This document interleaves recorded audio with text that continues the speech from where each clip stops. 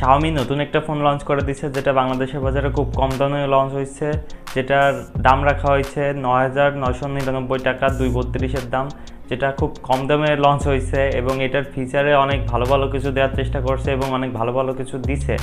যারা Xiaomiর একটা ফোন কিনতে চাচ্ছেন তাহলে অবশ্যই এই ফোনটার রিভিউ দেখে বুঝে তারপরে এই ফোনটা কিনবেন, কারণ এই ফোনটা অনেক কম দামে লঞ্চ হয়েছে এবং এর ফিচারে কী কী থাকছে সব কিছু এই ভিডিওর মাধ্যমে জানিয়ে দেবো। তো ভিডিওটা সম্পূর্ণ দেখতে থাকুন, আস্তে আস্তে করে আপনারা সব কিছু বুঝতে পারবেন এবং আপনাদের জন্য এটা ভালো হবে কিনা সেটাও অবশ্যই এই ভিডিওর মাধ্যমে আমি বলে দিব। তো অবশ্যই ভিডিওটা সম্পূর্ণ দেখতে থাকুন এবং আমার চ্যানেলে ফোন রিলেটেড ভিডিও আসে থাকে, তো অবশ্যই আমার চ্যানেলে নতুন হয়ে থাকলে চ্যানেলটা সাবস্ক্রাইব করে রাখবেন এবং ফেসবুক পেজ থেকে দেখে থাকলে অবশ্যই পেজটা ফলো করে রাখবেন।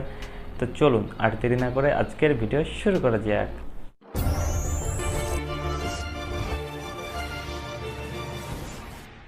এই ফোনটার মডেল রাখা হয়েছে হলো Redmi 10A।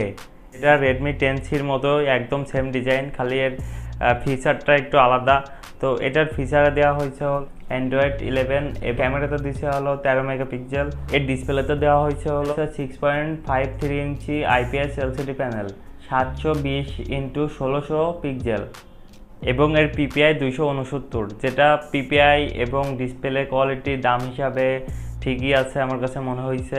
এবং এই ফোনটার ক্যামেরাতে দেওয়া হয়েছে হলো 13 মেগাপিক্সেল, যেটা খুব একটাই ক্যামেরা দিছে এবং ডিজাইনটা যেভাবে করছে তাতে একটা ক্যামেরা মনে হচ্ছে না, তো কিন্তু তারপরেও একটা ক্যামেরা দিছে যেটা 13 মেগাপিক্সেল এবং সেলফি ক্যামেরাতে দিছে হলো 5 মেগাপিক্সেল এবং এটার ব্যাটারি এম্পিয়ারে দিছে হলো 5000 ব্যাটারি এম্পিয়ার এবং 10 ওয়াটের একটি চার্জার, যেটার বাজেট হিসাবে মিলাই নেওয়া যায়, কোনো সমস্যা নাই।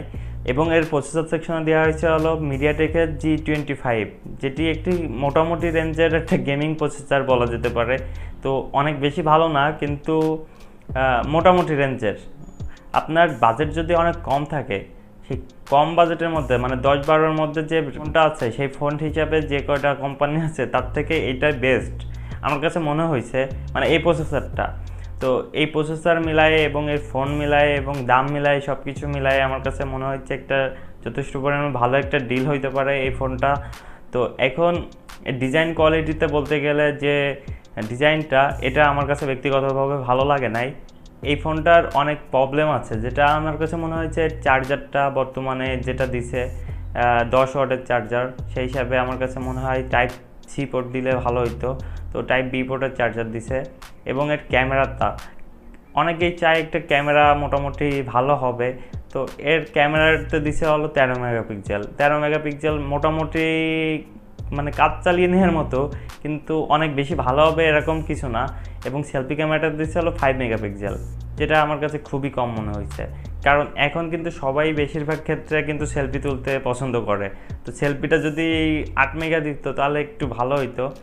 আর এটার দামটা রাখা হয়েছে, এটা দুইটা ভেরিয়েন্টে লঞ্চ হয়েছে। এটার দাম রাখা হয়েছে হলো ৯,৯৯৯ টাকা ২৩২ দাম এবং ১১,৯৯৯ টাকা ৪৬৪ দাম, যেটা ৪৬৪ ভেরিয়েন্টটার একটু দাম বেশি মনে হয়েছে, কিন্তু এর থেকে আর একটু কমে করা যেত মনে হয়।